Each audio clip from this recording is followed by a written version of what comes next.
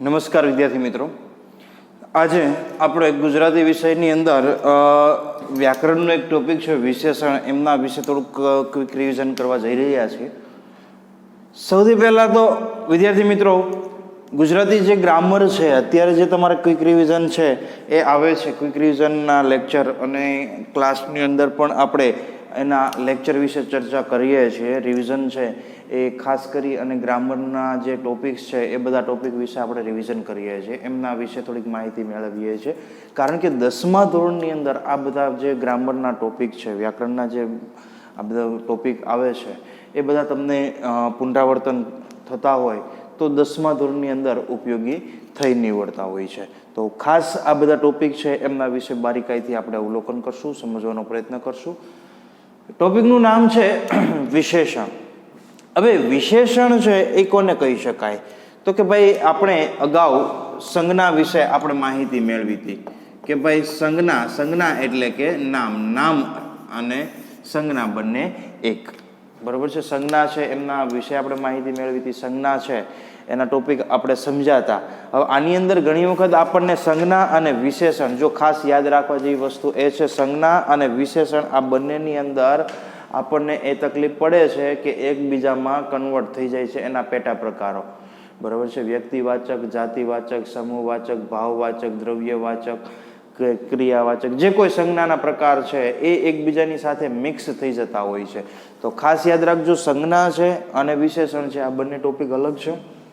એના પેટા પ્રકારોના નામ આપણે યાદ રાખવાનો પ્રયત્ન કરશું. સમજાય છે? સંજ્ઞાના પેટા પ્રકાર અને વિશેષણ છે એના પેટા પ્રકાર, એ જો આપણે કંઠસ્થ કરશું, યાદ રાખશું, તો જ પરીક્ષાની અંદર ખબર પડશે કે આ વિશેષણ છે અને આ સંજ્ઞા છે.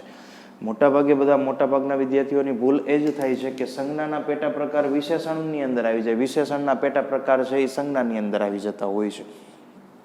બે એના પેટા પ્રકાર છે એ આપણને એકબીજાની સાથે મિક્સ થઈ જતા હોય છે. તો ખાસ યાદ રાખવા જેવી વસ્તુ એ છે, યાદ રાખવા જેવી બાબત એ છે, આના જે પેટા પ્રકારો છે એના નામ છે એ આપણે કંઠસ્થ કરવાના, સંજ્ઞાના અને વિશેષણના.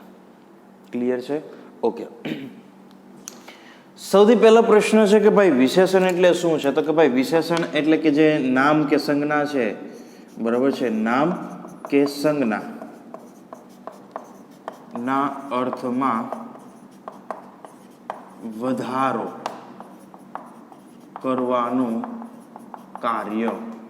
નામ કે સંજ્ઞા છે એના અર્થની અંદર વધારો કરવાનું જે કાર્ય કરે છે એને શું કહેવાય? એને કહેવાય વિશેષણ. નામ કે સંજ્ઞા છે એના અર્થની અંદર જે વધારો કરવાનું કાર્ય કરે છે એને વિશેષણ તરીકે આપણે ઓળખતા હોઈએ છીએ. દાખલા તરીકે હું આપને જણાવું કે ભાઈ વાળ છે, વાળ, તો આ નામ થયું વાળ. પણ વાળ છે આપણે ઘણી વખત કહીએ કે ભાઈ કાળા વાળ, સુંદર વાળ, સુવાળા વાળ, સફેદ વાળ. તો વાળની આગળ જે આપણે આવા શબ્દો લગાડીએ, કાળા, સુંદર, સુવાળા, સફેદ, તો આ જે બધા શબ્દો છે એને કહેવાય વિશેષણ. શું કહેવાય? વિશેષણ. સમજણ પડે છે? દાખલા તરીકે હું કોઈ વિદ્યાર્થી હોય, કોઈ છોકરો હોય, એને ચીંધીને કહું કે ભાઈ પેલો છોકરો છે, તો છોકરો છે એ શું થયું? તો કે ભાઈ છોકરો છે એ નામ અથવા તો સંજ્ઞા થઈ. છોકરો છે એ શું થયું? નામ અથવા તો સંજ્ઞા થઈ. પણ હું એમ કહું કે ભાઈ હોશિયાર છોકરો, હોશિયાર છોકરો, આવી રીતના મેં શબ્દ વાપરો, તો છોકરો છે એ નામ કે સંજ્ઞા, પણ એના અર્થમાં આ હોશિયાર શબ્દે વધારો કર્યો, તો આ હોશિયાર છે એને શું કહેશું? વિશેષણ કહેશું. શું કહેશું? વિશેષણ. સમજણ પડે છે? ઓકે. હવે જે શબ્દ મતલબ કે નામ કે સંજ્ઞા છે એની આગળ આપણે વિશેષણ લગાડ્યું, બરાબર છે. તો આ જે હોશિયાર છે, હોશિયાર છોકરો, મૂર્ખ છોકરો, તો આ હોશિયાર, મૂર્ખ, આ બધું શું કહેવાય? તો કે વિશેષણ કહેવાય. હવે જોજો, ખાસ સમજો મિત્રો, જે નામ કે સંજ્ઞાને વિશેષણ લાગ્યું હોય એ નામ કે સંજ્ઞા છે એને કહેવાય વિશેષ્ય. શું કહેવાય? વિશેષ્ય. ખાસ ભેદ સમજો, વિશેષણ અને વિશેષ્ય. વિશેષણ અને વિશેષ્યનો ભેદ સમજો. દાખલા તરીકે આપણે એમ કહીએ કે કાળા વાળ, તો વાળ શું હતું? સંજ્ઞા હતું. એની આગળ આપણે કાળા શબ્દ શું લગાડ્યું? તો કે ભાઈ વિશેષણ લગાડ્યું. એટલે અહીંયા આવશે વિશેષણ. તો જે સંજ્ઞાને, એટલે આ સંજ્ઞા કઈ હતી, નામ કયું હતું? તો કે ભાઈ વાળ. તો કે જે નામ અથવા તો સંજ્ઞાને વિશેષણ લાગ્યું હોય, કોને વિશેષણ લાગ્યું? તો આપણે વાળને લગાડ્યું વિશેષણ. તો એ જે એને કહેવાય, એ નામ કે સંજ્ઞાને કહેવાય વિશેષ્ય. શું કહેવાય? વિશેષ્ય. સમજાણું? એટલે વિશેષ્યને વિશેષણ લાગે. વિશેષ્ય એટલે કે નામ કે સંજ્ઞા. બરાબર છે. તો વિશેષ્યની આગળ આપણે વિશેષણ છે એ લગાડતા હોઈએ છીએ. આટલી વસ્તુ છે એના વિશે આપણને માહિતી હોવી જરૂરી છે, કમ્પલસરી. વિશેષણ કોને કહેવાય અને વિશેષ્ય કોને કહેવાય? ફરી એક વખત મિત્રો, નામના કે સંજ્ઞાના અર્થની અંદર જે વધારો કરવાનું કાર્ય કરે છે એને વિશેષણ તરીકે ઓળખીએ છીએ. જે નામ કે સંજ્ઞાને વિશેષણ લાગ્યું હોય એ નામ કે સંજ્ઞા છે એને આપણે વિશેષ્ય તરીકે ઓળખીએ છીએ. હવે આપણે જોઈએ તો અલગ અલગ રીતે વિશેષણ છે એના પેટા પ્રકાર છે એ આપણે સમજવાનો પ્રયત્ન કરીએ. જેની અંદર સૌથી પહેલા ગુણવાચક વિશેષણ છે એ આવશે.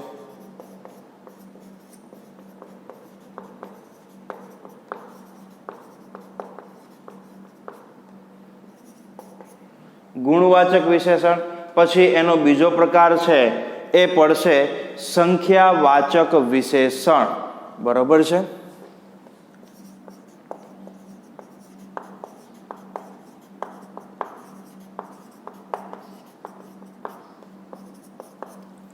ગુણવાચક વિશેષણ, સંખ્યાવાચક વિશેષણ, પછી સંબંધવાચક વિશેષણ. બરાબર છે. સંબંધવાચક વિશેષણ, સંબંધ વાચક વિશેષણ. સંબંધ. બરાબર ને? ઓકે. સંબંધક નહીં પણ સંબંધવાચક વિશેષણ. સંબંધવાચક વિશેષણ છે એની અંદર આપણે સૌ જાણીએ છીએ વિશેષણ વિશેષ્ય અને એનો જે કંઈ પ્રકાર જે કંઈ આપણે સમજીએ છીએ. બરાબર છે. ઓકે. અને પછી સાર્વનામિક વિશેષણ પણ લઈ લઈએ સાથે સાથે. સાર્વનામિક વિશેષણ. સાર્વનામિક વિશેષણ છે. સર્વનામ જે છે એ દર્શાવતું હોય સાર્વનામિક વિશેષણ છે એને કહેશું આપણે. બરાબર છે. સાર્વનામિક વિશેષણ લઈ લેશું. પછી માત્રા સૂચક નહીં તો સંખ્યાવાચકની અંદર આપણે એના પેટા પ્રકારની અંદર જોઈ લેશું આપણે. બરાબર છે. પરિમાણવાચક જે આપણે કહીએ છીએ. ક્લિયર? ઓકે. તો સાર્વનામિક વિશેષણ છે એના વિશે આપણે માહિતી મેળવશું. સંખ્યાવાચક, દર્શકવાચકની જે કાંઈ છે. અને પછી છેલ્લે વિકારી અને અવિકારી વિશેષણ છે. પાંચમું વિકારી, છઠ્ઠું અવિકારી લઈ લઈએ. ચાલો, બાકી પછી ડિટેલમાં. વિકારી વિશેષણ અને અવિકારી વિશેષણ, આ બધા વિશેષણ છે એમના વિશે આપણે માહિતી છે એ મેળવવાની છે. વિકારી અને અવિકારી. ઓકે.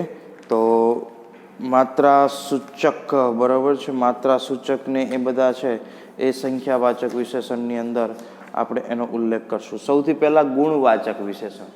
બરાબર. ગુણવાચક વિશેષણ કોને કહેશું?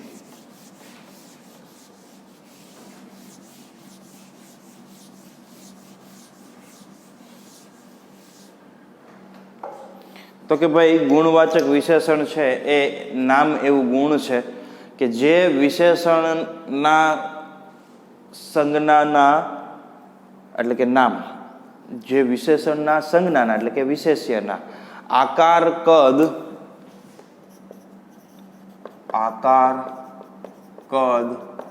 રંગ, ગુણ, કાર્ય વગેરેના અર્થની અંદર વધારો કરે છે એને ગુણવાચક વિશેષણ કહેવાય.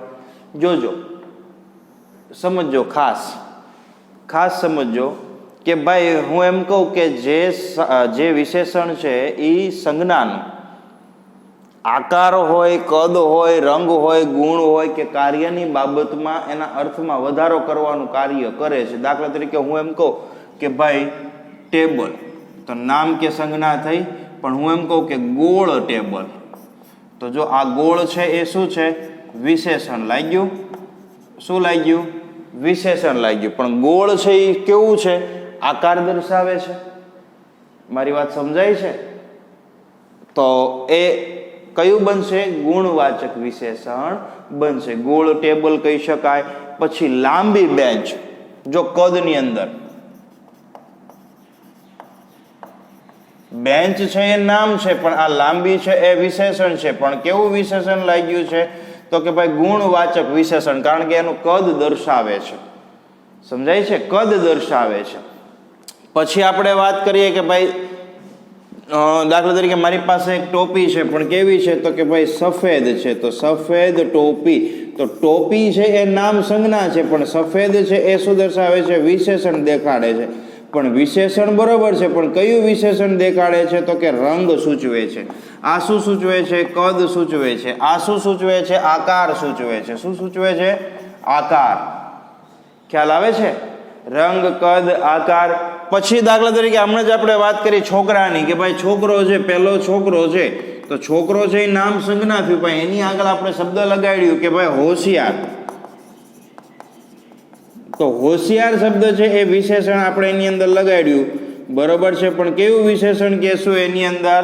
તો કે ભાઈ એના જે ગુણ છે એનું રજૂ કરે છે, એના ગુણ છે એ રજૂ કરે છે કે ભાઈ બરોબર છે, ગુણ હોશિયાર છે, બરોબર છે, તો ગુણવાચક છે એ વિશેષણ છે એની અંદર થઈ શકે છે.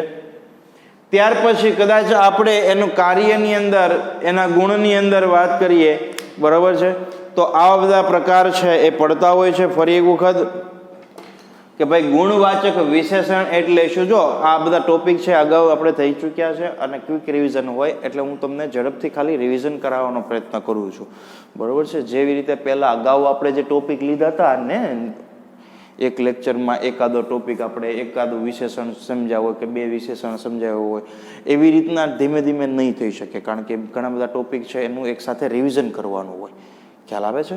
એટલે થોડુંક તમારે પણ આ હાઇલાઇટ કરાવું છું, તમને યાદ કરાવું છું, એટલે યાદ આવી જાય. સમજાય છે? ઓકે. તો જે કોઈ પણ વસ્તુ હોય, પદાર્થ હોય, વ્યક્તિ હોય, એના થોડાક વિશેષ ગુણધર્મો છે એ દર્શાવવા માટે જે કાંઈ વિશેષણ આપણે વાપરતા હોય એને કહેવાય ગુણવાચક વિશેષણ.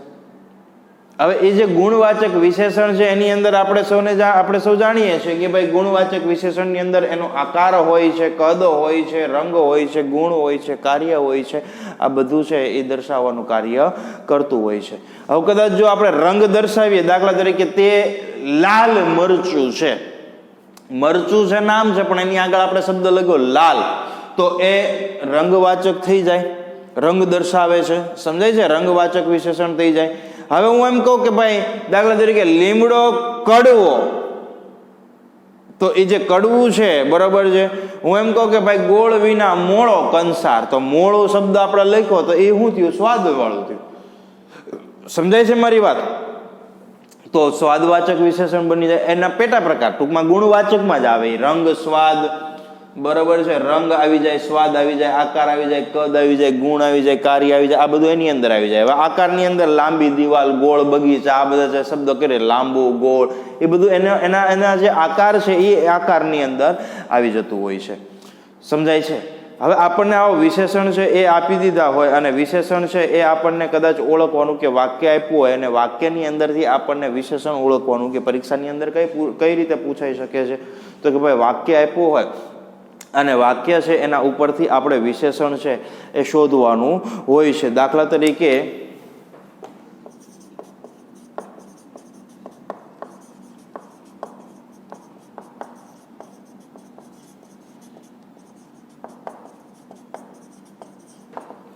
આવું વાક્ય આપ્યું હોય અને આપણને લખે કે ભાઈ નીચેનું વાક્ય છે એ વાક્ય ઓળખાવો, વાક્યમાંથી વિશેષણ ઓળખો અને એનો પ્રકાર લખો. હવે વાક્ય છે એમાંથી વિશેષણ છે એ આપણે શોધવાનું છે, અને એનો પ્રકાર છે એ આપણે લખવાનો છે. તો સૌથી પહેલા આપણે એ ધ્યાન રાખવાનું કે ભાઈ વિશેષણ કોને કહેવાય? તો કે જે નામ કે સંજ્ઞાના અર્થની અંદર વધારો કરવાનું કાર્ય કરે છે. તો બગીચા છે એ નામ કે સંજ્ઞાથી. સૌથી પહેલા તો નામ કે સંજ્ઞા આપણને ખબર હોવી જોઈએ. શહેર છે એ નામ કે સંજ્ઞાથી. પણ શહેરની આગળ ક્યાંય આપણને અર્થમાં વધારો થાય છે? નથી થતું. બગીચા છે એની અંદર શું કીધું? તો કેવા બગીચા કીધું? તો કે ભાઈ ગોળ બગીચા કીધું. બરોબર છે. તો આ જે ગોળ શબ્દ છે એ શું થઈ ગયું? વિશેષણ થઈ ગયું. તો આપણે એક તો પહેલા આપણે શોધીને લખી નાખવાનું કે ભાઈ ગોળ છે એ વિશેષણ છે. પણ કયું વિશેષણ છે? તો કે ભાઈ આકાર કદની કે એવી કોઈ વાત હોય, આકાર કદ રંગ ગુણ સ્વાદ, તો એ હંમેશા કેવું બને? ગુણવાચક વિશેષણ બને. તો અહીંયા આપણે લખી શકીએ ગુણવાચક વિશેષણ. સમજાય છે વાત? આવી રીતના પરીક્ષાની અંદર આપણને લખવાનું કે છે કે ભાઈ વાક્ય આપ્યું હોય, વાક્યમાંથી આપણે વિશેષણ શોધવાનું હોય, વિશેષણ શોધી અને એનો પ્રકાર છે એ લખવાનું હોય છે. ત્યાર પછી સંખ્યાવાચક વિશેષણ. જોજો, સમજો ખાસ.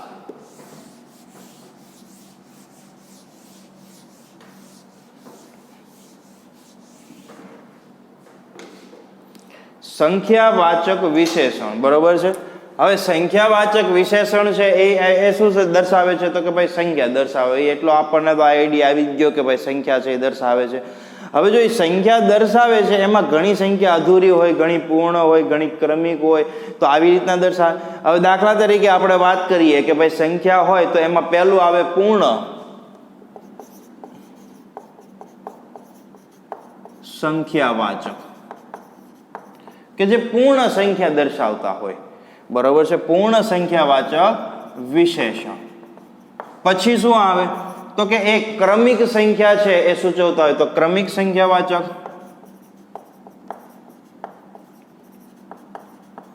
સંખ્યાવાચક વિશેષણ.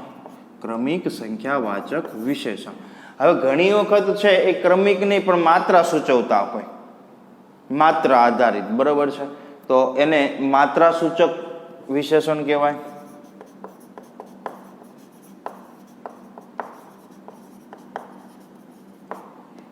અને આશ્રયવાચી. બરોબર છે. અંદાજિત આપણે જે કહેતા હોય. બરોબર છે. તો આશ્રયવાચી વિશેષણ. હવે આની અંદર શું આવે છે ભાઈ સાહેબ? આ તમે બધી હું તમને માહિતી આપું છું કે ભાઈ સંખ્યાવાચક વિશેષણ છે ને કે જેની અંદર આપણને સંખ્યા દર્શાવી હોય. વિશેષણમાં શું હોય? સંખ્યા હોય. દાખલા તરીકે હું એમ કહું 50 વિદ્યાર્થીઓ, તો વિદ્યાર્થી બરોબર છે નામ કે સંજ્ઞા થયું, પણ એની આગળ આપણે શબ્દ લગાડ્યો 50, તો એ 50 શું થયું? વિશેષણ થયું. પણ કયું વિશેષણ આવે? તો આપણને આ તો સહેલું છે. સંખ્યા આપણને ખબર છે, સંખ્યા દર્શાવતું હોય એટલે સંખ્યાવાચક વિશેષણ બને. મારી વાત સમજાય છે? સંખ્યાનો ઉલ્લેખ કરે છે, સંખ્યાનો ઉલ્લેખ કરે. હવે દાખલા તરીકે હું એમ કહું કે મેં ડઝન કેરી લીધી, મેં ડઝન કેરી લીધી. હવે આની અંદર આ શબ્દ આપણે લખ્યું, જોજો, મેં ડઝન કેરી લીધી. હવે આની અંદર કેરી નામ કે સંજ્ઞાથી. હવે એની આગળ આપણે વિશેષણ લગાડ્યું ડઝન. હવે ડઝન એટલે શું થાય એ આપણને ન ખબર હોય તો તકલીફ પડે. બરોબર છે. ડઝન છે એ 12 નંગ થાય. બરોબર છે. સંખ્યા દર્શાવે 12, એટલે કે મેં 12 કેરી લીધી. કેટલી કેરી લીધી? 12 કેરી. ડઝન કેરી એટલે કે 12 કેરી થાય. બરોબર છે. હવે 12 કેરી લેવાની વાત કરે છે. જોજો, સમજો. તો આ વિશેષણ કયું? સંખ્યા દર્શાવે છે. તો એ સંખ્યાવાચક વિશેષણ થઈ ગયું. એટલે પૂરું થઈ ગયું. મારી વાત સમજાય છે? આ ટૂંકમાં વાત. પણ આ કેવી સંખ્યા છે ને એના આધારે મેં તમને આ પ્રકાર અહીંયા થોડા ઘણા લખ્યા છે. દાખલા તરીકે એમ કે ભાઈ પૂર્ણ સંખ્યાવાચક. તો પૂર્ણ સંખ્યાવાચક એટલે પૂરેપૂરી સંખ્યા છે એ આપણને દર્શાવે કે 2 છોકરા. પ્રોપર સંખ્યા જ કહી દે. કેટલા? પૂર્ણ એટલે કેટલી જે સંખ્યા હોય, 2 છોકરા, 4 વર્ગો, 11 છોકરા, જે કાંઈ હોય પૂર્ણ આપણને કહી દે. સમજાય છે? પૂર્ણ આંકડો આપણને કહી દે. 12 કેરી, લ્યો પૂરું થઈ ગયું. તો એ પૂર્ણ સંખ્યાવાચક કહેવાય. પછી આવે ક્રમિક સંખ્યાવાચક. ક્રમિક એટલે 1, 2, 3, 4 એમ. બીજો છોકરો, ચોથો વર્ગ. સમજાય છે?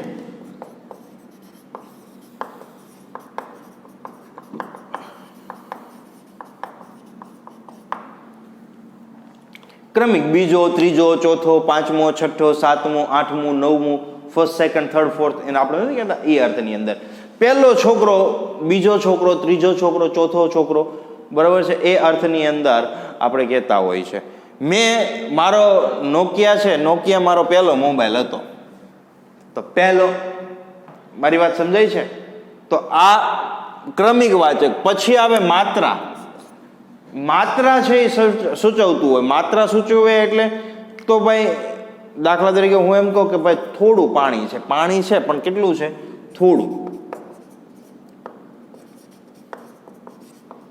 પાણી છે પણ કેટલું છે? થોડું. જગમાં થોડુંક પાણી છે. હવે કેટલું છે? થોડુંક.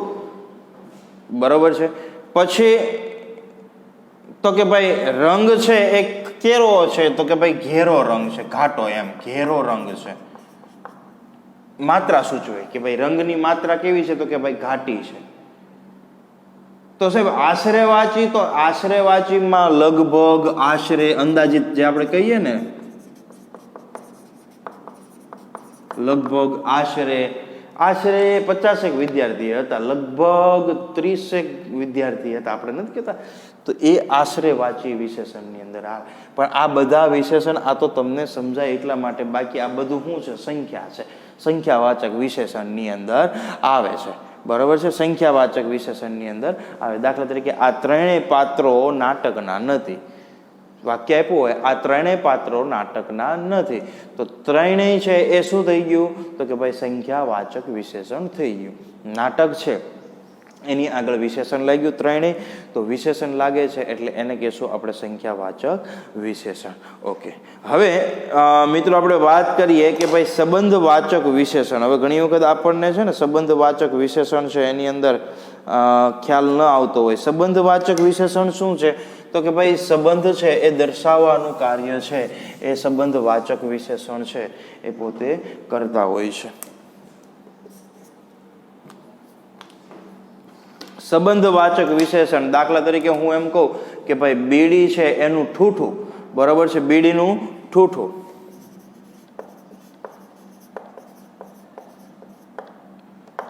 નદી છે એનું કોતર. જો સંબંધ દર્શાવે છે. નદી, બીડી, આ બધું નામ છે, સંજ્ઞા છે. હવે એનું ઠૂઠું, નદીનું કોતર, તો નોની નુના પ્રત્યય ષષ્ઠી વિભક્તિનો લાગ્યો પ્રત્યય, સમજાય છે? તો દાખલા તરીકે લાકડાની પાટ,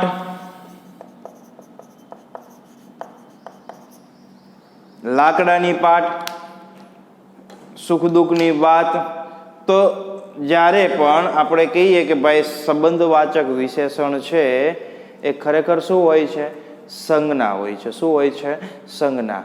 અને તે અન્ય સંજ્ઞા છે એની સાથે નો, ની, નું, ના એવા જે વિભક્તિના જે પ્રત્યય છે ષષ્ઠી વિભક્તિના, એની દ્વારા છે એ જોડાતું હોય છે. વિશેષણ પોતે સંજ્ઞા હોવાથી જુદું વિશેષણ લઈ શકે છે. બરાબર છે? એટલે એક કરતાં વધારે પણ વિશેષણ આની અંદર આવી શકે છે. દાખલા તરીકે સોનાના કડાના કકડાની ચોરી, તો સોનાનું કડું, પછી કડાનો કકડો અને કકડાની ચોરી. તો આવી રીતે એક કરતાં વધારે વિશેષણ છે એ પણ આવી શકે છે. ત્યાર પછી મિત્રો આપણે વાત કરીએ સાર્વનામિક વિશેષણ. બરાબર છે? હવે સાર્વનામિક વિશેષણ છે ને એની અંદર જો સર્વનામ પ્રમાણે આપણે એના વિશેષણ છે એના પ્રકાર છે એ જો આપણે પાડતા હોય તો એની વાત કરીએ કે ભાઈ સાર્વનામિક વિશેષણ છે એની અંદર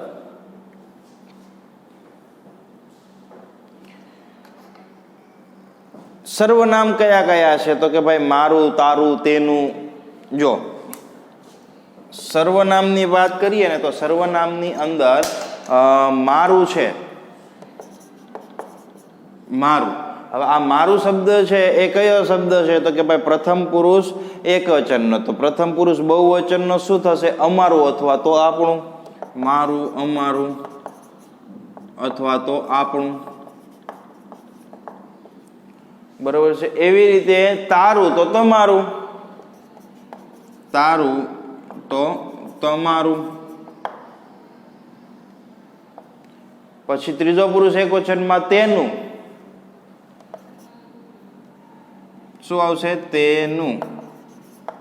તો બહુવચનની અંદર આવશે તેમનું અથવા તો તેઓનું, તેમનું અથવા તો તેઓનું,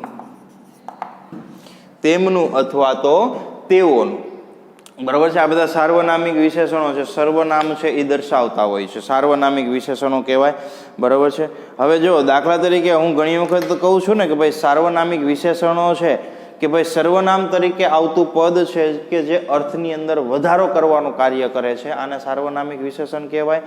હવે સાર્વનામિક વિશેષણ છે એ જો ઘણી વખત શું હોય છે તો કે આ વિશેષણ છે વિકારી અને અવિકારી બે રીતે આવી શકે. હવે આપણા મનની અંદર પ્રશ્ન તરત જ ઉદ્ભવે કે સાહેબ વિકારી કોને કહેવાય અને અવિકારી કોને કહેવાય?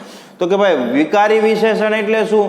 તો કે ભાઈ સંજ્ઞા હોય એના લિંગ વચન પ્રમાણે પોતાનું રૂપ બદલે, વિકાર પામે, એને કહેવાય વિકારી. અને અવિકારી એટલે કે જે વિકાર પામતું નથી એને કહેવાય અવિકારી. હવે લિંગ અને વચન પ્રમાણે છે એ પોતે વિકાર પામતું હોય. દાખલા તરીકે જો ઉઘાડી થાળી, ઉઘાડો ખોરાક, ઉઘાડું બાણું, ઉઘાડા બારણા, તો ઉઘાડું, ઉઘાડા, ઉઘાડો, ઉઘાડી, આ લિંગ વચન પ્રમાણે આપણે ફેરફાર એમાં કરી શક્યા? તો કે હા, બરાબર છે. નાનું, મોટું, ખુલ્લું, સારું, આખું, અડધું, આ બધા છે એ વિકારી વિશેષણ કહેવાય કે જે લિંગ વચન પ્રમાણે આપણે એની અંદર ફેરફાર કરીએ. દાખલા તરીકે થાળી છે એ સ્ત્રીલિંગ શબ્દ છે તો આપણે શું કહેશું? ઉઘાડી થાળી. ખોરાક છે એ પુલ્લિંગ શબ્દ છે, ઉઘાડો ખોરાક. બારણું છે એ નપુંસકલિંગ શબ્દ છે તો ઉઘાડું બારણું. પછી બારણા શબ્દ છે બહુવચનમાં, ઉઘાડા બારણા. તો લિંગ વચન પ્રમાણે આ ઉઘાડું જે શબ્દ છે જે વિશેષણ લગાડ્યું છે એમાં આપણે ફેરફાર કરીએ છીએ, ફેરફાર થાય છે, આને કહેશું અવિકારી, આને કહેશું વિકારી સંજ્ઞા. હવે અવિકારી સંજ્ઞા જે વિકાર નથી પામતું, લિંગ વચન પ્રમાણે જેનો વિકાર નથી થતો એને કહેવાય અવિકારી સંજ્ઞા. દાખલા તરીકે હું એમ કહું કે ભાઈ ચાલાક ચોર, તો ચોર છે પુલ્લિંગ છે. ચાલાક શિયાળ, તો શિયાળ છે એ નપુંસકલિંગ છે. હું એમ કહું ચાલાક વિદ્યાર્થીઓ, તો એ બહુવચન છે. તો લિંગ વચન પ્રમાણે એમાં ફેરફાર નથી થતો. ચાલાકનું ચાલાક જ રહ્યું. આપણે એમ કીધું ચાલાકી, ચાલાકો, ચાલાકો થયું નથી થયું, ચાલાકનું ચાલાક જ રહે છે. મારી વાત સમજાય છે? તો એને કહેશું અવિકારી સંજ્ઞા, બરાબર છે. તો જો વિકારી સંજ્ઞાની પણ વિશેષણ, સાર્વનામિક વિશેષણ છે એ વિકારી અને અવિકારી પણ હોય છે, બરાબર છે. એટલે ખાસ યાદ રાખવાનું, વિકારી અને અવિકારી આ બંને આની અંદર આવશે. ક્લિયર?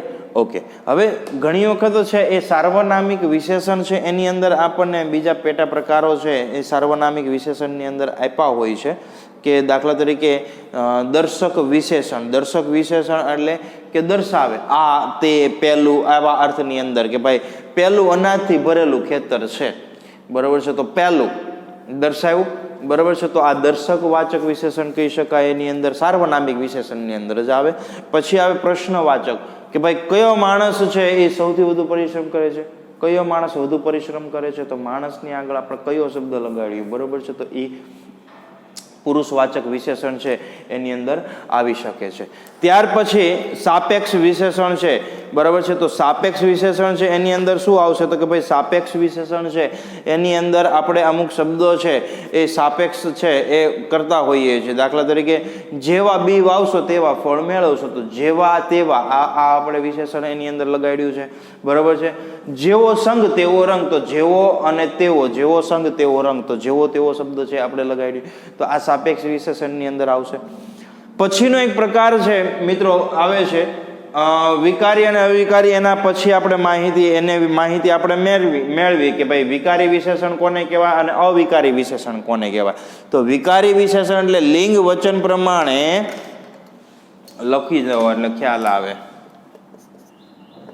વિશેષ્ય છે એના લિંગ વચન પ્રમાણે, લિંગ અને વચન એ પ્રમાણે શું થાય? બદલાય. હવે આની અંદર અવિકારીની અંદર શું આવે? તો કે ભાઈ વિશેષ્ય છે એના લિંગ હોય કે વચન હોય એ પ્રમાણે બદલાતા નથી.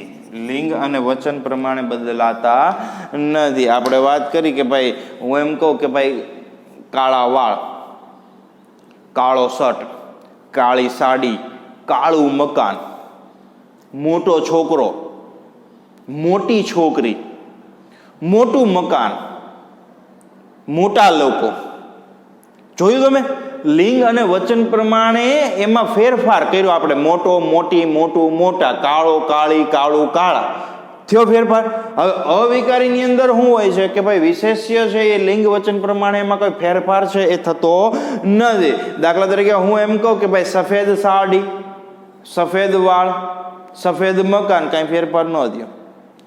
3 છોકરા, 3 મકાન, 3 પુરુષ, 3 સ્ત્રી, કાંઈ ફેરફાર થયો નથી થયો. તો એને વિકારી અને અવિકારી સંજ્ઞા છે એ કહેશું. બરાબર છે.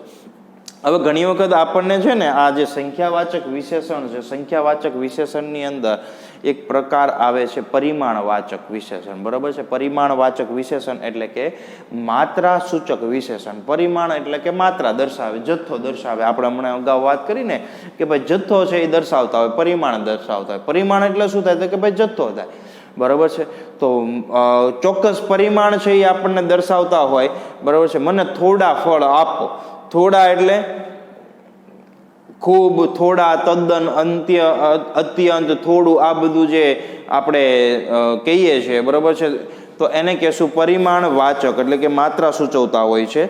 બરાબર છે. માત્રા સૂચક વિશેષણ. આપણે જે અગાઉ વાત કરી ને કે ભાઈ પૂર્ણ સંખ્યાવાચક કહીએ, ક્રમિક સંખ્યાવાચક કહીએ કે માત્રા સૂચક કે આશ્રયવાચી. એમાં જે માત્રા સૂચક કહીએ ને તો ઘણી વખત એ માત્રા સૂચક સંખ્યાવાચક વિશેષણનો જે એક પ્રકાર છે માત્રા સૂચક વિશેષણ. બરાબર છે. તો આ માત્રા સૂચક જે વિશેષણ છે એ આપણને પરિમાણવાચક વિશેષણ તરીકે પણ આપણને પૂછાતું હોય છે. ક્લિયર? સમજાય છે વાત? તો મોટા ભાગે આપણને જે ટેક્સ્ટ બુકની અંદર પૂછાતા હોય એવા વિશેષણ આપણે આ જે એમના પ્રકારો છે એમના વિશે આપણે માહિતી મેળવી. પછી ઘણી વખત આપણને એવી રીતે પણ પૂછાય વિશેષણનું વિશેષણ. તો કે ભાઈ ઘણો દાની, દાની તે ઘણો દાની વ્યક્તિ છે. જોજો, સમજો વાક્ય. તે ઘણો દાની વ્યક્તિ છે. હવે અહીંયા વ્યક્તિ છે એ શું થયું? વિશેષ્ય થયું. શું થયું? વિશેષ્ય. વ્યક્તિ છે એ વિશેષ્ય થયું. હવે એની આગળ આપણે શબ્દ શું લખ્યો? તો કે ભાઈ એની આગળ આપણે શબ્દ લખ્યો દાની. તો આ દાની શું છે? તો કે ભાઈ એ વિશેષણ છે સાહેબ, પણ એની આગળ પાછું ઘણો શબ્દ લાગ્યો. તો એ પણ વિશેષણ જ છે, પણ કોનું વિશેષણ છે? તો કે ભાઈ દાની ખરો, પણ કેવો દાની? તો કે ઘણો દાની. તો વિશેષણની આગળ વિશેષણ લાગ્યું, તો વિશેષણનું વિશેષણ આને કહેવાય. બરાબર છે. ઘણા રંગબેરંગી ફૂલો હતા. તો જો ફૂલ છે એ શું છે? એ વિશેષ્ય છે. રંગબેરંગી છે વિશેષણ છે, પણ વિશેષણની આગળ આપણે વિશેષણ ઘણા રંગબેરંગી ફૂલો હતા. તો એ ઘણા છે એ વિશેષણનું વિશેષણ કહી શકાય. બરાબર છે. તો આવી રીતે એક પ્રકાર પૂછાય છે, વિશેષણ છે એનું વિશેષણ. બરાબર છે. તો ખાસ યાદ રાખજો વિદ્યાર્થી મિત્રો કે ભાઈ આપણે જે એના પેટા પ્રકારની વાત કરી. બરાબર છે. તો ખાસ યાદ રાખો પેટા પ્રકારની અંદર જો અર્થગત પ્રકાર જોઈએ અથવા તો રચનાગત પ્રકાર જોઈએ તો વિશેષણ છે એનો પહેલો પ્રકાર આવે ગુણવાચક વિશેષણ, બીજો પ્રકાર આવે સંખ્યાવાચક વિશેષણ, ત્રીજો પ્રકાર આવે સંબંધવાચક વિશેષણ, ચોથો પ્રકાર આવે સાર્વનામિક વિશેષણ અને 5-6 પ્રકારની અંદર વાત કરીએ તો વિકારી અને અવિકારી વિશેષણ. વિકારી વિશેષણ કહી શકાય અને અવિકારી વિશેષણ કહી શકાય. હવે ગુણવાચક વિશેષણ છે. જો ઝડપથી માહિતી આપણે મેળવવાની છે. ગુણવાચક વિશેષણ છે એની અંદર શું આવે છે? તો ભાઈ ગુણવાચક વિશેષણની અંદર જે સંજ્ઞા અથવા તો નામ અથવા તો વિશેષ્ય હોય છે એના આકાર, કદ, રંગ, ગુણ વગેરેના એના કાર્યનો સમાવેશ આપણે નિર્દેશ કરતા હોય છે. બરાબર છે. ગોળ, મોટું, કાળું, ચાલાક, બરાબર છે, શુભકારી આદિ વગેરે વગેરે બધા જે એના ગુણ છે. બરાબર છે. આકાર છે, રંગ છે, ગુણ છે, કાર્ય છે, એ બધાનું વર્ણન કરવામાં આવતું હોય છે. હવે સંખ્યાવાચક વિશેષણ છે તો સંખ્યાવાચકની અંદર પહેલા આવે સંખ્યાવાચક. સંખ્યાવાચકમાં શું આવે? તો કે 1, 2, 3, 4, 5 આ બધી સંખ્યા જે દર્શાવતા હોય વિશેષણ એ સંખ્યાવાચક કહેવાય. પછી આવે ક્રમિક સંખ્યાવાચક. સંખ્યાવાચક ખરી પણ પાછી ક્રમિક. ક્રમિકની અંદર શું આવે? પહેલું, બીજું, ત્રીજું, ચોથું, પાંચમું એવી રીતે ક્રમિક દર્શાવે. બરાબર. પછી આવે માત્રા સૂચક. માત્રા કે ભાઈ થોડું પાણી ભર્યું છે, તદ્દન વહેલા તમે આવી ગયા, અત્યંત ખરાબ કાર્ય છે, થોડું હજી વહેલા આવવાનો પ્રયત્ન કરો, થોડું તો આવા બધા જે શબ્દ આવે છે, ખૂબ, અત્યંત, તદ્દન, થોડું, તો એ માત્રા સૂચવે છે. તો એ માત્રા સૂચક સંખ્યાવાચક વિશેષણ કહેશું એને. પછી અમુક આશરે અંદાજિત કે ભાઈ આશરે 50 વર્ષ પહેલાની વાત છે, લગભગ 4-5 લોકો આવ્યા હતા, 12, 50, 8, 10, 8 વર્ષ પહેલાની વાત છે, 8, 50 વર્ષ પહેલાની વાત છે. તો આ બધા આશરે દર્શાવે છે, અંદાજિત સમય દર્શાવે છે. તો આશરેવાચી સંખ્યાવાચક વિશેષણ એના પ્રકારની અંદર આવે. ત્યાર પછી સાર્વનામિક, બરાબર. તો સાર્વનામિકની અંદર પુરુષવાચક, સમયવાચક, બરાબર છે. મારું, તેમનું, કોનું, ક્યારનું. મારું, તેમનું, તેઓનું એ પુરુષવાચક, કોનું, ક્યારનું, બરાબર છે. એ બધા આપણે સમયવાચક, બરાબર છે. તો એ સંબંધવાચક વિશેષણની અંદર આવશે. પછી સર્વનામ વિશેષણની અંદર, સાર્વનામિક વિશેષણની અંદર આવશે હવે સંબંધવાચક વિશેષણ. તો સંબંધવાચક વિશેષણ છે એ સંજ્ઞાની સાથે ષષ્ઠી વિભક્તિના પ્રત્યય, એટલે કે સંજ્ઞાની સાથે નો, ની, નું, ના. સંજ્ઞા એટલે કે નામ કે સંજ્ઞા, વ્યક્તિ છે, બરાબર છે, નામ અથવા તો સંજ્ઞા, બરાબર છે, જે આપણે કહીએ છીએ. હવે એની સાથે ષષ્ઠી વિભક્તિ છે એ લાગતી હોય છે. કારની ઝડપ બહુ હતી, તો કારની ઝડપ, તો ઝડપ છે, બરાબર છે, એ વિશેષણ છે, પણ એનો સંબંધ છે કારની સાથે છે. તો નો, નીનું ના લાગ્યું, કારની ઝડપ. તો આ બનશે સંબંધવાચક વિશેષણ. બારણાનો રંગ કયો છે?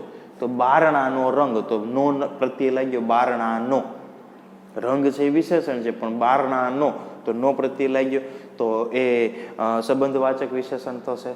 પછી આવે મિત્રો વિકારી અને અવિકારી, એમના વિશે આપણે માહિતી મેળવી કે ભાઈ વિકારી એટલે શું? તો કે ભાઈ જે વિકાર પામે છે, બરોબર છે. વિકાર પામવું એટલે કે બદલાવું, લિંગ અને વચન મુજબ એમાં ફેરફાર થઈ શકે છે, એને કહેશું વિકારી સંજ્ઞા. અને અવિકારી સંજ્ઞા એટલે શું? તો કે ભાઈ એની અંદર લિંગ અને વચન મુજબ આપણે એમાં ફેરફાર કરી શકતા નથી, બરોબર છે. તો આને કહેશું આપણે અવિકારી સંજ્ઞા. હવે દાખલા તરીકે વિશેષણ શોધવા માટે થઈ અને આપણને કદાચ કોઈ 1-2 વાક્ય એવી રીતના આપે, તો આપણે એનું વિશેષણ છે એ શોધવાનું હોય તો કેવી રીતે શોધી શકાય? દાખલા તરીકે પાછલી રાતના જાગતા, જોજો શબ્દ સાંભળજો, પાછલી રાતના જાગતા તને સાંભળે રે, તને સાંભળે રે. પાછલી રાતના જાગતા તને સાંભળે રે. મોર મુકુટ શિર સુંદર ધર્યો, મોર મુકુટ શિર સુંદર ધર્યો. મોર મુકુટ શિર સુંદર ધર્યો, કાને કુંડળ લહેકે, કાને કુંડળ લહેકે. તેમણે 50 રૂપિયાનું નાનું કરજ કર્યું હતું. તેમણે 50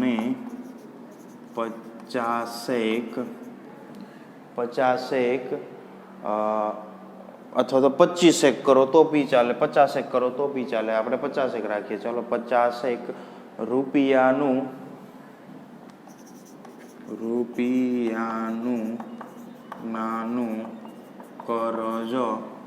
નાનું કરજ કર્યું હતું.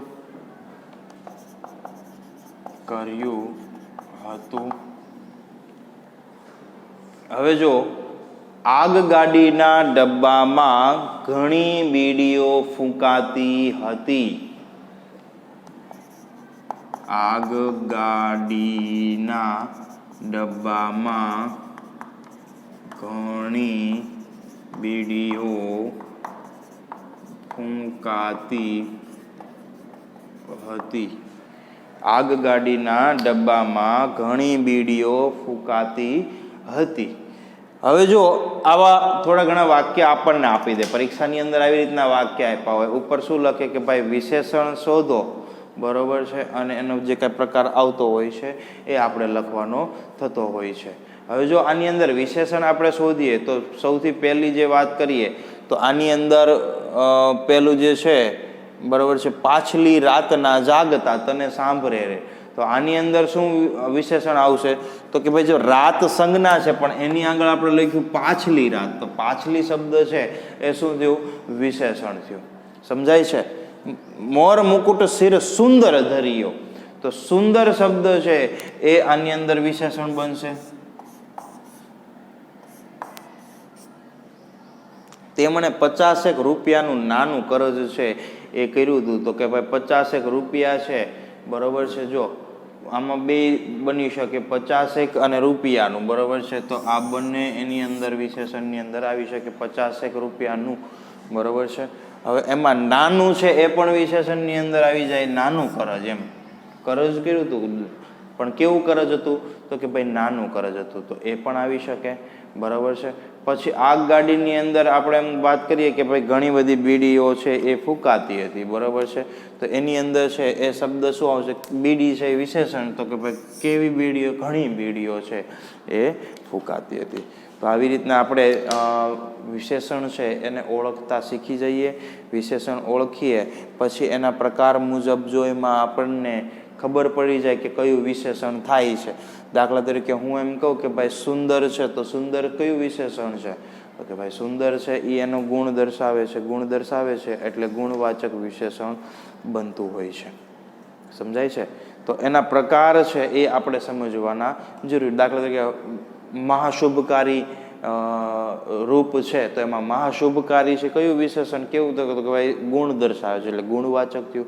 હું એમ કહું કે ભાઈ 50 રૂપિયા, તો 50 શું થયું? સંખ્યા થઈ ગઈ, તો સંખ્યાવાચક વિશેષણ થઈ ગઈ. આપઘાતની વાત કરી તો આપઘાતની વાત, નોની નું ના, તો સંબંધ દર્શાવે છે. હું એમ કહું કે ભાઈ શીતળ છાંયો છે, તો શીતળ છે એ શું થયું? ગુણ દર્શાવે છે, બરાબર છે. હું એમ કહું કે ભાઈ થોડા ઘણા આવે છે, થોડાક વિદ્યાર્થીઓ આવ્યા છે, તો થોડાક છે એ શું થયું? તો કે ભાઈ માત્રા સૂચવે છે, ઘણી છે, માત્રા સૂચવે છે. સમજાય છે?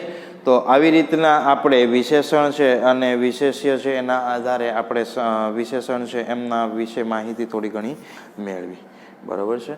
તો આઈ હોપ કે તમે બધા બહુ સરસ રીતે વિશેષણ છે એ સમજ્યા. આ જનરલ માત્ર તમે જે અગાઉ ભણી ગયા છો, આપણે અગાઉના લેક્ચરમાં જે વિશેષણની માહિતી મેળવી છે એનું માત્ર ને માત્ર તમને રિવિઝન કરાવેલું છે, અને ક્વિક રિવિઝન એટલે કે ઝડપથી ચાલે, બરાબર છે. તો હવે નેક્સ્ટ પીરિયડ છે એની અંદર આપણે થોડુંક સમાસ છે એમ, સમાસ શું સર્વનામ છે એમના વિશે આપણે ક્વિક રિવિઝન છે એ કરવાનો પ્રયત્ન કરશું, બરાબર છે. તો સર્વનામનો ટોપિક છે એના વિશે આપણે થોડીક ક્વિક રિવિઝનની માહિતી મેળવશું. તો આજના લેક્ચરમાં અહીં સુધી રાખીએ છીએ. અસ્તુ. જય હિન્દ, જય ભારત. નમસ્કાર વિદ્યાર્થી મિત્રો. સરસ મજાનો વિષય છે, વિષય ગુજરાતી, અને ગુજરાતી વિષયની અંદર આજે આપણે ક્વિક રિવિઝનની અંદર સર્વનામ જે છે એમના વિશે થોડુંક ક્વિક રિવિઝન કરવા જઈ રહ્યા છીએ. હવે સૌથી પહેલાં તો સર્વનામ. સર્વનામ એટલે શું? ઘણી વખત આપણને મનની અંદર ઘણા બધા ડાઉટ છે ઉત્પન્ન થતા હોય કે ભાઈ સૌથી પહેલાં તો સર્વનામ એટલે શું? તો સંજ્ઞા અથવા તો નામ, કે આપણે કઈ વસ્તુને ઓળખવા માટે જે નામ આપીએ છીએ સંજ્ઞા અથવા તો નામ કહીએ છીએ. દાખલા તરીકે માર્કર, અને આપણે કઈ રીતે શું નામ આપ્યું? તો કે ભાઈ માર્કર. બોર્ડ, ઇવન વ્યક્તિ ના હોય તો એના પણ નામ આપણને આપેલા હોય છે. તો આવી રીતના આપણે નામ કે સંજ્ઞાથી ઓળખતા હોઈએ છીએ, બરાબર છે. પણ ઘણી વખત આપણે જે નામ કે સંજ્ઞા હોય ને એની જગ્યાએ કંઈક આપણે બીજો શબ્દ વાપરતા હોઈએ છીએ. દાખલા તરીકે ગાય પાલતુ પ્રાણી છે, ગાયને 2 શિંગડા છે, ગાયને 2 કાન છે, ગાયને 1 પૂંછડી છે, ગાયને 4 પગ છે. આવી રીતના આપણે જ્યારે બોલતા હોઈએ ત્યારે આપણને એમ થાય શું આ ક્યારનું, પણ એની જગ્યાએ કદાચ આપણે એવું કહીએ કે ભાઈ ગાય પાલતુ પ્રાણી છે, તેને 4 પગ છે, તેને 1 પૂંછડી છે, તેને 2 શિંગડા છે. તો આજે તેને શબ્દ લગાડ્યો તો આપણે સમજી જઈએ છીએ કે તેને એટલે કોણ? ગાય. સમજાય છે? તો નામ કે સંજ્ઞા છે એના બદલે જે વાપરવામાં આવે છે જે શબ્દ એને સર્વનામ કહે છે. સમજાય છે? સર્વનામ, બધા માટે વપરાતું નામ. ખ્યાલ આવે છે? તો લખીએ કે ભાઈ નામ કે સંજ્ઞા છે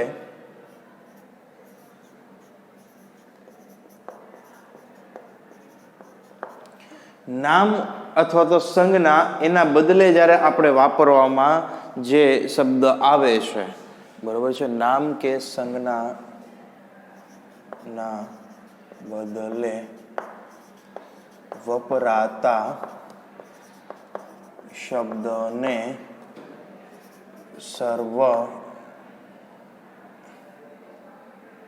સર્વનામ કહે છે. સર્વ એટલે કે બધાનું, બરોબર છે, બધાનું નામ કહી શકાય. બધાની જગ્યાએ બધા માટે વપરાતું નામ પણ કહી શકાય. દરેક માટે વપરાતું નામ પણ કહી શકાય.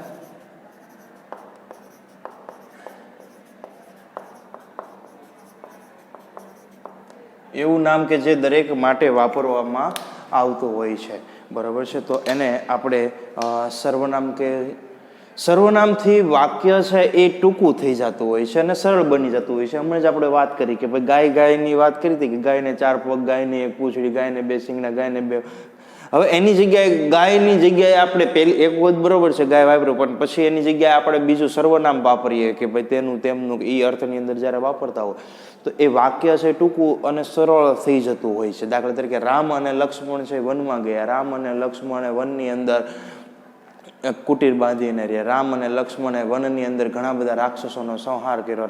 રામ અને લક્ષ્મણ છે એ વનની અંદર ચાલતા ચાલતા સુગ્રીવ છે એને મળે છે. રામ અને લક્ષ્મણ છે એ બંને પુલ બાંધી અને લંકા. હવે આમાં રામ અને લક્ષ્મણ કેટલી વખત આવી ગયું તો વાક્ય લાંબુ થઈ જાય, ઇવન આપણને અરુચિ આવી જાય, કંટાળો આવે. પણ એની જગ્યાએ એક પહેલું કે ભાઈ રામ અને લક્ષ્મણ વનમાં ગયા, તેઓએ ઘણા બધા રાક્ષસોનો સંહાર કર્યો, તેઓ સુગ્રીવને મળ્યા, તેઓ પુલ બાંધીને લંકામાં ગયા. હવે આમાં તેઓ એટલે આપણને ખબર પડી જાય તેઓ એટલે કોણ, તો કે ભાઈ રામ અને લક્ષ્મણ જ થયા. સમજાય છે? તો આવી રીતના વાક્ય છે એ ટૂંકું અને સરળ બનાવવા માટે સર્વનામ છે એનો ઉપયોગ કરવામાં આવે છે. સર્વનામ છે એ વાપરવામાં આવતું હોય છે. હવે જો સર્વનામના પ્રકારોની વાત કરીએ તો સર્વનામ છે એ એના કુલ 6 પ્રકારો છે. એમનો વિશે આપણે અગાઉ પણ વાત કરી હતી, અગાઉ પણ એમના વિશે આપણે એમના પ્રકારો વિશે માહિતી મેળવી હતી. કુલ 6 પ્રકાર બનશે સર્વનામની અંદર, બરાબર છે. તો 6 પ્રકારના નામ, જેની અંદર સૌથી પહેલું આવશે પુરુષવાચક સર્વનામ, જે સૌથી વધારે વપરાતું સર્વનામ છે.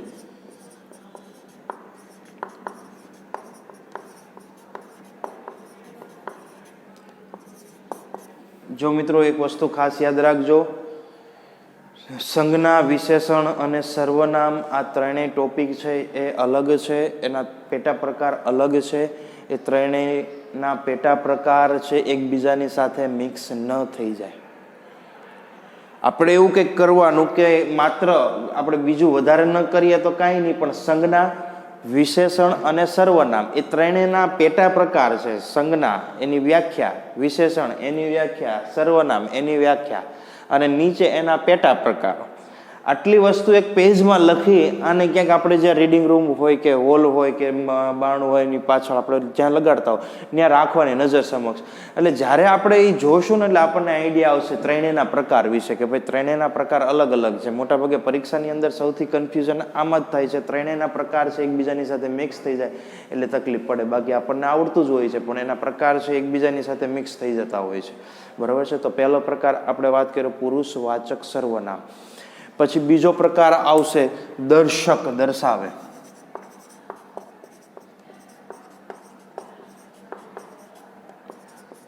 દર્શક સર્વનામ. ત્રીજો એનો પ્રકાર પડશે સાપેક્ષ સર્વનામ.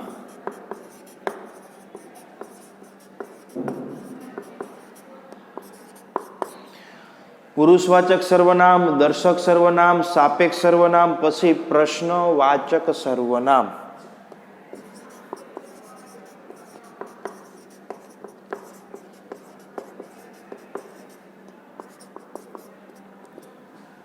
પ્રશ્નવાચક સર્વનામ છે, ત્યાર પછી અનિશ્ચિત સર્વનામ અને છેલ્લે સ્વવાચક સર્વનામ.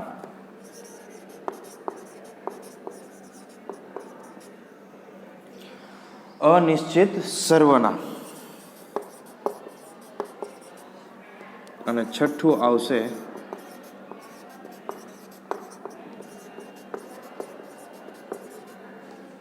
હવે જો આ સર્વનામ છે એના પ્રકાર છે એ આપણને યાદ રાખવાના છે. પુરુષવાચક સર્વનામ, દર્શક સર્વનામ, સાપેક્ષ સર્વનામ, પ્રશ્નવાચક સર્વનામ, અનિશ્ચિત સર્વનામ અને સ્વવાચક સર્વનામ. બરાબર છે. હવે આની અંદર પુરુષવાચક સર્વનામ છે એની અંદર શું આવે તો કે ભાઈ પુરુષવાચક સર્વનામની અંદર આપણને ખબર છે પુરુષ કેટલા છે? 3 પુરુષ છે. પહેલો પુરુષ, બીજો પુરુષ અને ત્રીજો પુરુષ. ઉત્તમ, મધ્ય, અન્ય, જે આપણે સંસ્કૃતની અંદર કહેતા ને એમ પહેલો પુરુષ, બીજો પુરુષ અને ત્રીજો પુરુષ. હવે એ બધાયના થઈને જો આપણે એના જે સર્વનામનો ઉપયોગ કરીએ તો પ્રથમ પહેલો પુરુષ એટલે બોલનાર જે હોય છે એ, દાખલા તરીકે હું, મેં, મને. કેવા બધા શબ્દો આવે? હું, મેં, મને. આ બધા પહેલા પુરુષની અંદર આવે. જોજો, સમજો ખાસ. હું, મેં, મને. પછી બીજો પુરુષ હોય, આ બોલનાર થયો. બરોબર? તો બીજો પુરુષ છે એ સાંભળનાર થયો. તું, તને.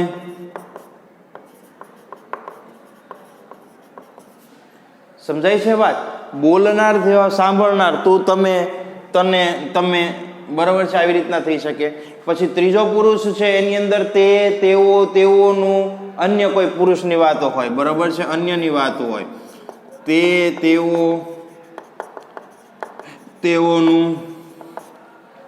તો આવા બધા જ્યારે સર્વનામ છે એ વાપરવામાં આવતા હોય છે ત્યારે પુરુષવાચક સર્વનામ છે એ બનતું હોય છે. ફરી વખત પુરુષવાચક સર્વનામ છે એની અંદર વાત કરીએ કે ભાઈ પુરુષવાચક સર્વનામની અંદર પ્રથમ પુરુષ, બીજો પુરુષ અને ત્રીજો પુરુષની અંદર જે સર્વનામ વાપરવામાં આવે છે એ પુરુષવાચક સર્વનામ કહેવાય. કેવા કેવા આવી શકે છે તો કે ભાઈ હું, મેં, મને, તું, તમે, તેમને, અમને. બહુવચન હોય તો અમને આવે ને. આ તો આપણે ખાલી એક વચન ના લઈએ કે બહુવચન હોય તો અમને, તે, તેને, તેમને, તેઓ, તેઓએ, આપ. આવા બધા જે શબ્દ, આપને. સમજાય છે? તો આવા બધા જે પુરુષવાચક સર્વનામ છે એની અંદર વાત કરીએ તો થોડા ઘણા ઉદાહરણ છે એ આપણે કદાચ જોઈએ કે ભાઈ તેઓ પગે પડી અને તેણે માફી માગી લીધી. તેમના, આમ તો કરીએ, તેમના પગે પડીને તેઓએ માફી માંગી લીધી. બરાબર છે?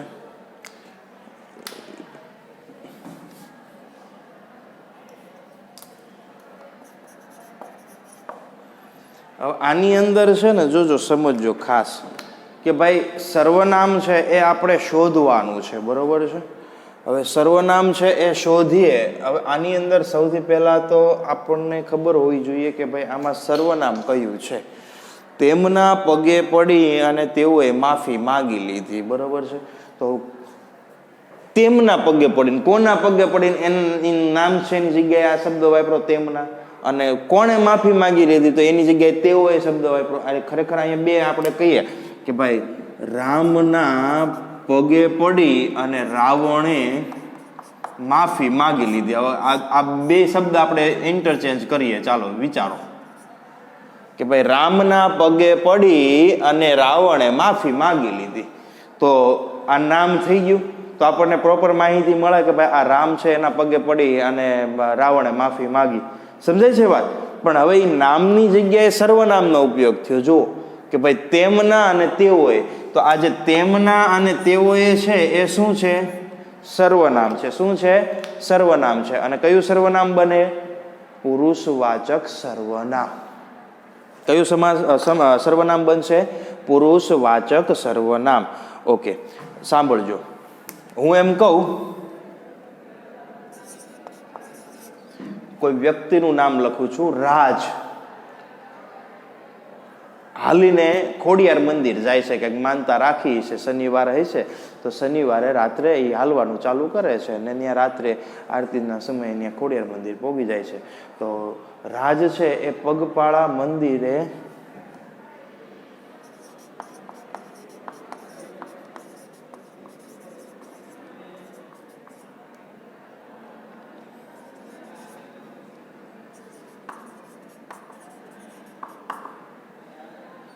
મંદિર સુધી પહોંચ્યો.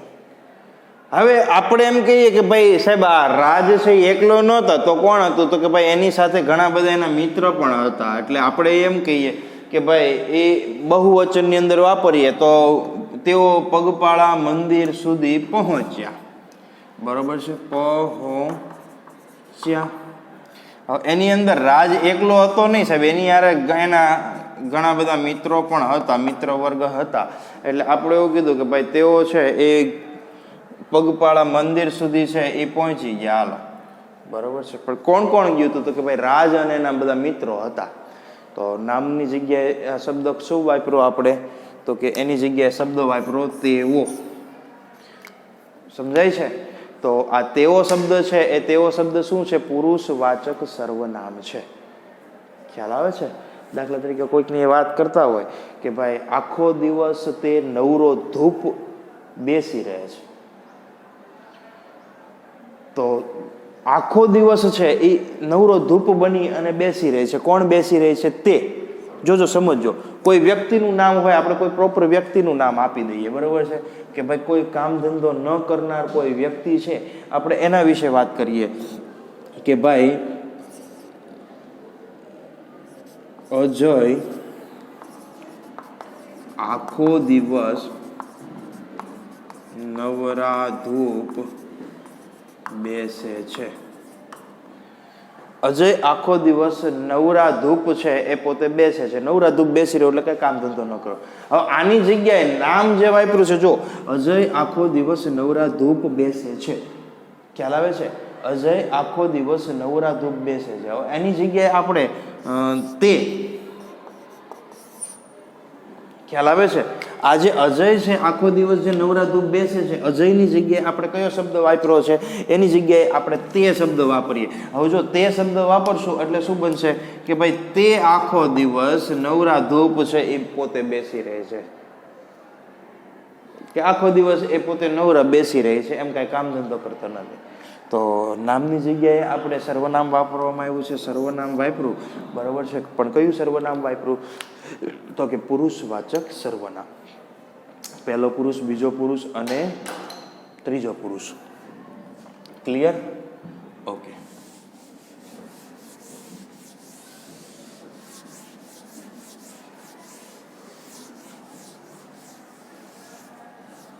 પરીક્ષાની અંદર આપણને મિત્રો સર્વનામ છે એ પૂછાતા હોય છે. સર્વનામ ઓળખવાનું આપણને ખબર હોવી જોઈએ કે નામની અવેજીમાં જે શબ્દ આપણે વાપરીએ છીએ સર્વનામ કહેવાય, અને એ સર્વનામ ઓળખતા આપણને આવડવું જરૂરી છે.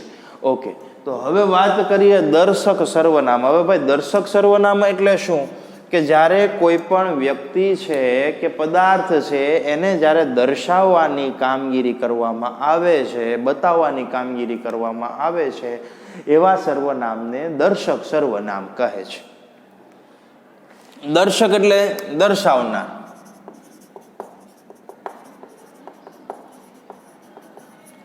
દર્શક એટલે શું થાય? દર્શાવનાર, બતાવનાર, આવો અર્થ કરી શકાય. કે જ્યારે કોઈ પણ વ્યક્તિ હોય કે કોઈ પણ પદાર્થ હોય એને દર્શાવવાની કામગીરી કરવામાં આવે, એને બતાવે. સમજાય છે? ઘણી વખત જો પેલો છોકરો આવે તો એ દેખાડ્યો આપણે પહેલો, તો એ જે પહેલો, બરોબર છે, આ બધા જે શબ્દ છે આ, તે, પહેલો. હવે ઘણી વખત આપણને આમાં છે તે એ પુરુષવાચકમાં આવે ને તે છે એ દર્શકમાં આવે, તો એમાં કેવી રીતે થઈ શકે? હમણાં કીધું કે ભાઈ તે આખો દિવસ નવરા ધૂપ બેહી રહી છે, તો એ તે તો સાહેબ આપણે પુરુષવાચકમાં લઈ ગયો, બરાબર છે. પણ ત્યાં આગળ દર્શાવવાનો ભાવ નથી, કોઈ વ્યક્તિની જગ્યાએ શબ્દ વાપર્યો છે. જ્યારે દર્શાવવાની વાત કરીએ કે ભાઈ તે વ્યક્તિ છે ને તે, તો એ દર્શક સર્વનામ બને. સમજાણું? જ્યારે આપણે બતાવીએ, દર્શાવીએ ત્યારે દર્શક સર્વનામ બનતું હોય છે. હવે આની અંદર દર્શક સર્વનામની અંદર શું હોય? આ, એ, તે, પેલો, પેલી, પેલું. કોઈ વ્યક્તિ હોય, દાખલા તરીકે આપણે ઊભા હોય અને કોઈ વ્યક્તિ નીકળે તો આપણે એમ કે શું કહેશું કે ભાઈ આ તે પેલા ઓલા છે, પેલી બુક આપો, પેલો ચોપડો આપો, પેલી પેન આપો. આવી રીતના આપણે આ શબ્દો છે એનો ઉપયોગ કરતા આવીશું, બરાબર છે. નજીકના જે વસ્તુઓ હોય છે એને દર્શાવવા માટે આપણે આ શબ્દ વાપરીએ. હવે આપણને ખબર છે આ, તે, એ, આ બધા શબ્દ વાપરીએ. આ માર્કર કોની છે? તો આપણે દર્શાવ્યું આ માર્કર, એમ. સમજાય છે વાત? તો જ્યારે આપણે નજીકના જે કાંઈ પ્રાણી પદાર્થ વ્યક્તિ છે એની માટે થઈ અને આ શબ્દ છે એ વાપરવામાં આવતા હોય છે, અને દૂરના જે પ્રાણીને હોય તો એની માટે એ, તે, પહેલું, આવા બધા સર્વનામ છે એ વાપરવામાં આવતા હોય છે. હવે જો હું એમ કહું કે ભાઈ દાખલા તરીકે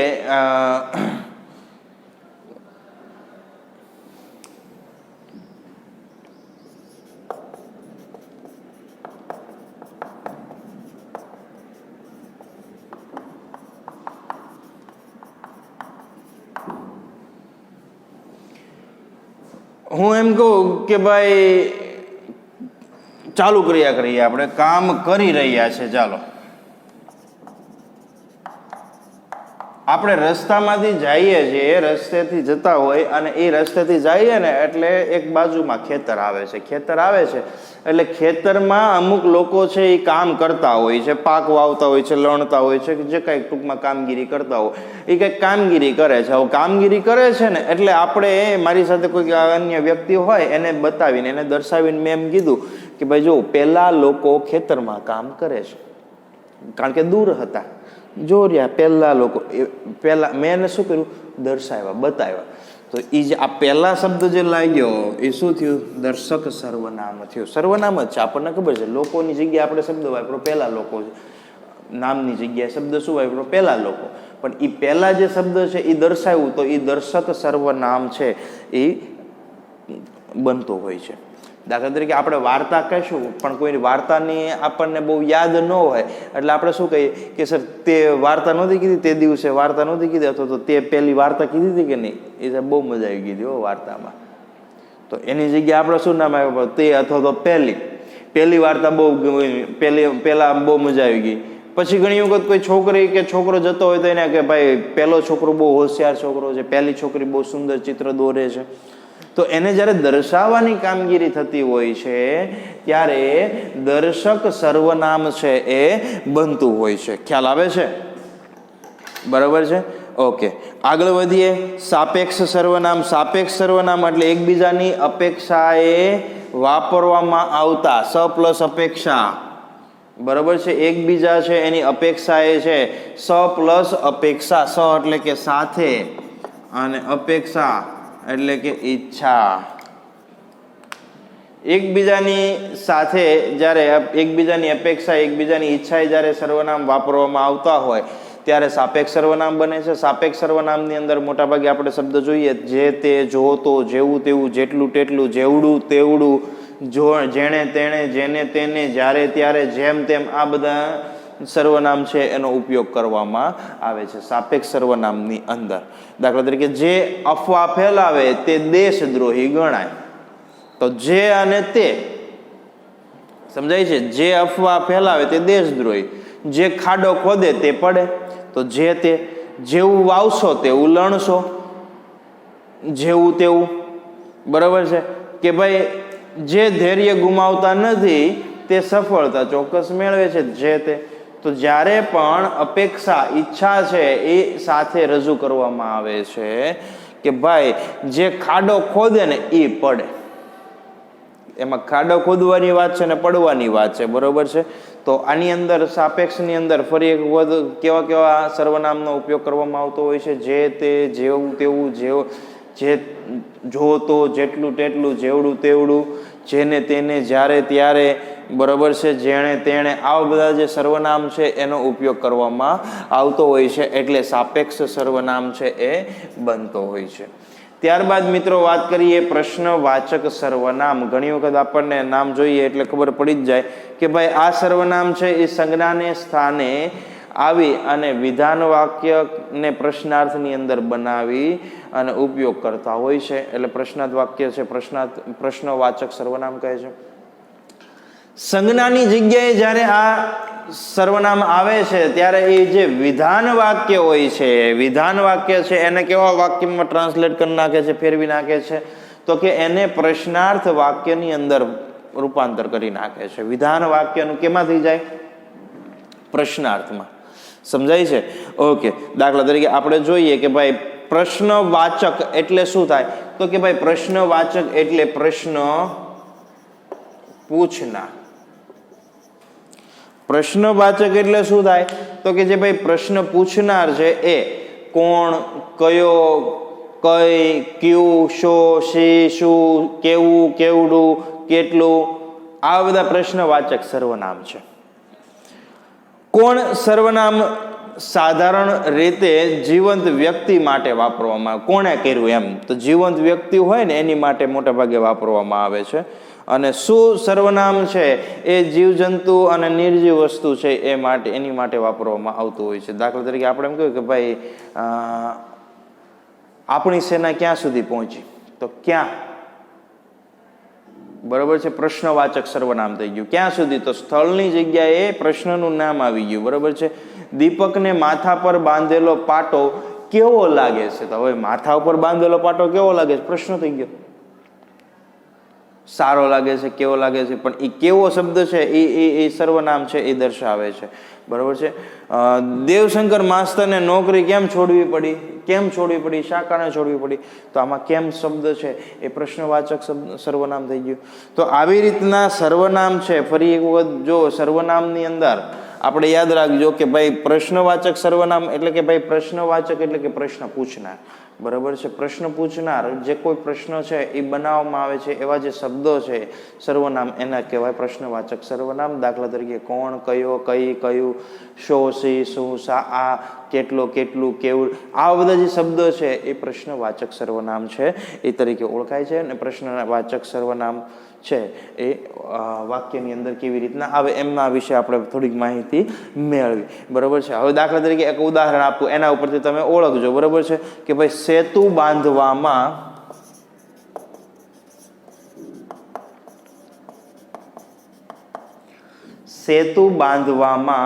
સૌથી નાનો સૈનિક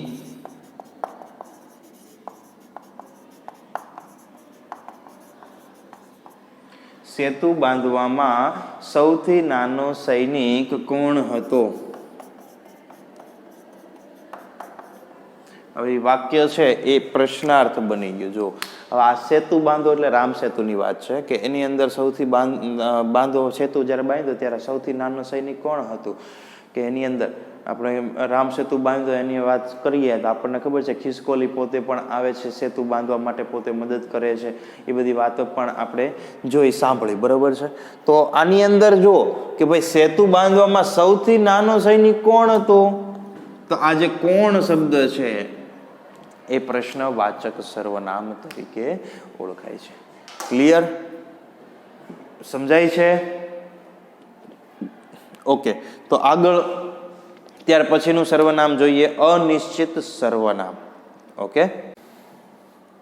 હવે અનિશ્ચિત સર્વનામ, અનિશ્ચિત સર્વનામ એટલે શું થાય? તો કે ભાઈ અનિશ્ચિત સર્વનામ એટલે નામ એવું જ ગુણ કે ભાઈ નિશ્ચિત ન હોય. નિશ્ચિત ન હોય એટલે કે ભાઈ નક્કી નહીં કેટલા, એમ કે ભાઈ જે સર્વનામ છે કોઈ નિશ્ચિત પ્રાણી કે પદાર્થ માટે થઈ અને વાપરવામાં ન આવ્યું હોય એને અનિશ્ચિત સર્વનામ કહેવાય. અનિશ્ચિત એટલે શું, કે ભાઈ જે નિશ્ચિત નથી, તે નક્કી ન હોય. મારી વાત સમજાય છે? અનિશ્ચિત કે નક્કી ન હોય, નિશ્ચિત ન હોય એવું જે સર્વનામ છે એને કહેવાય અનિશ્ચિત સર્વનામ. એટલે કે અનિશ્ચિતતાનો ભાવ છે એ આ અનિશ્ચિત સર્વનામ છે એ રજૂ કરે.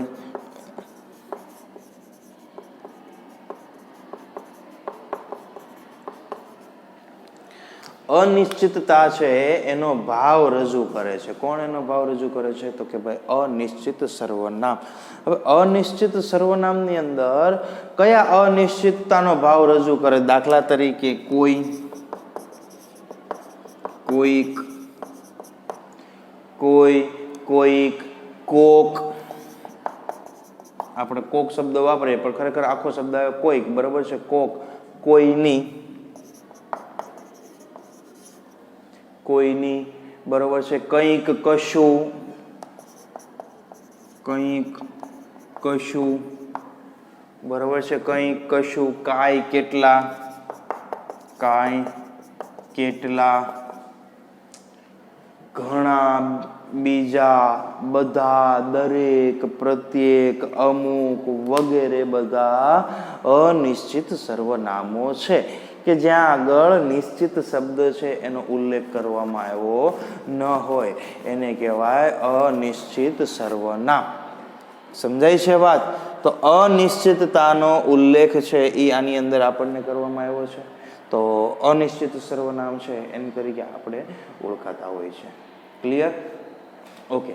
હવે અનિશ્ચિત સર્વનામ છે એની અંદર થોડીક વાત કરીએ કે ભાઈ અનિશ્ચિત સર્વનામની અંદર શું હોય કે ભાઈ દાખલા તરીકે પ્રત્યેક વિદ્યાર્થી શિસ્તનું પાલન કરે છે. જોજો, સમજજો.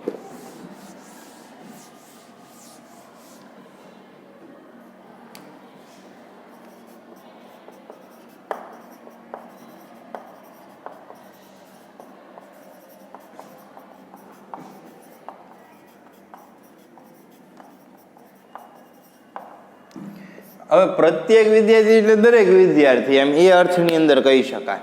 બરોબર છે? પણ એમાં કેટલા વિદ્યાર્થી હોય એ નક્કી ન હોય, નિશ્ચિત ન હોય. બરોબર છે?